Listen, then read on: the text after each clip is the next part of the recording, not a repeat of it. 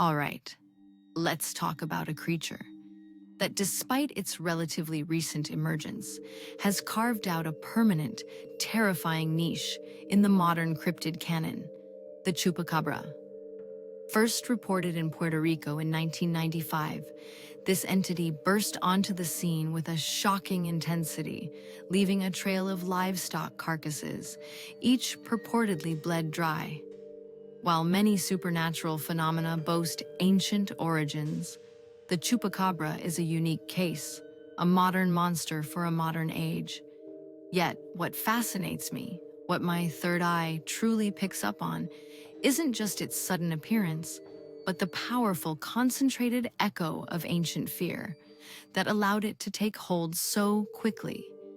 It's a fascinating study in how primordial anxieties find new, grotesque forms. The Chupacabra didn't appear in a vacuum. Its immediate precursor, the vampire of Mocha, in 1975 Puerto Rico, already laid the groundwork with reports of mysteriously drained animals. But to truly understand its rapid cultural acceptance, we have to look deeper into the ancient foundations of fear across the Americas. Long before the Chupacabra, cultures grappled with blood-sucking entities.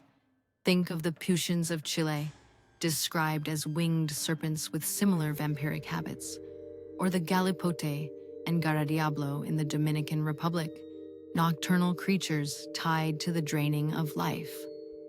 These ancestral stories, passed down through generations, created a fertile psychological landscape.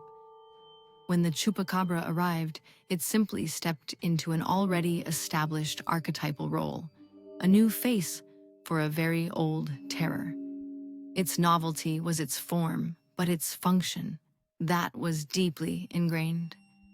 From its initial sightings in Puerto Rico, the Chupacabra proved to be a master of cultural migration and adaptation. Its legend spread like wildfire, fueled by early internet forums and Latin American television networks. But as it traveled, its physical form began to morph, a fascinating example of how local anxieties shape a shared fear.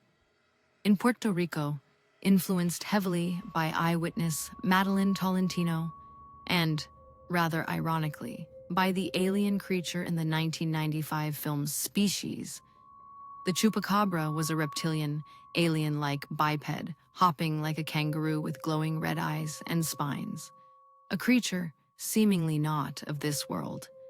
Yet, as reports moved north into Mexico and the southwestern United States, the Chupacabra adapted.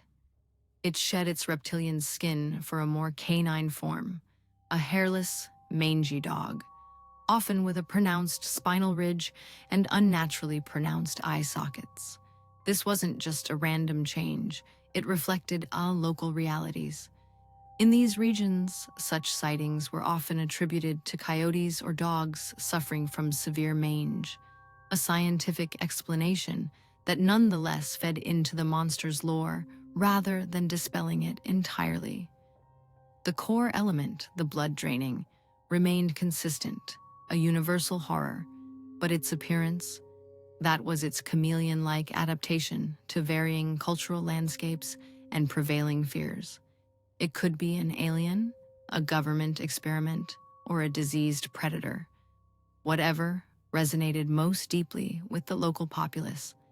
This brings us to its historical transformation from a simple cryptid to a profound cultural symbol.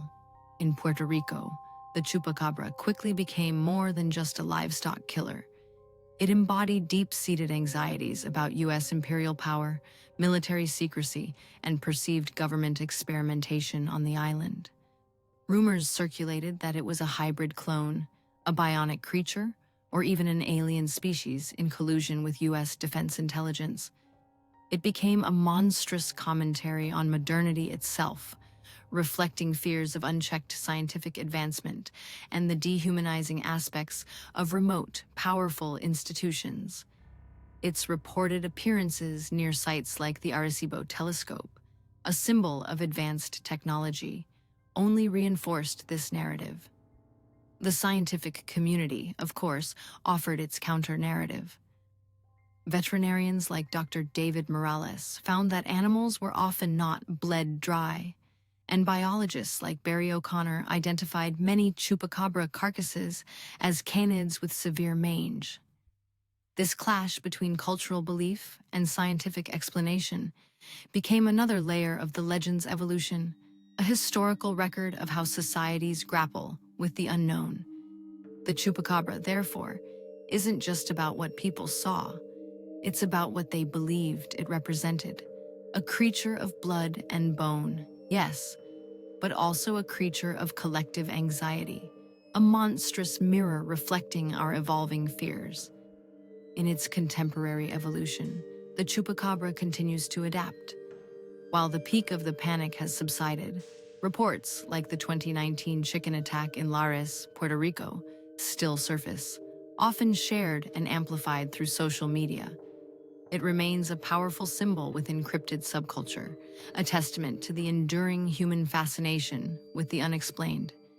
It embodies a persistent mistrust of unseen forces, whether they are governmental, extraterrestrial, or simply the forces of nature pushed to their limits by environmental stress.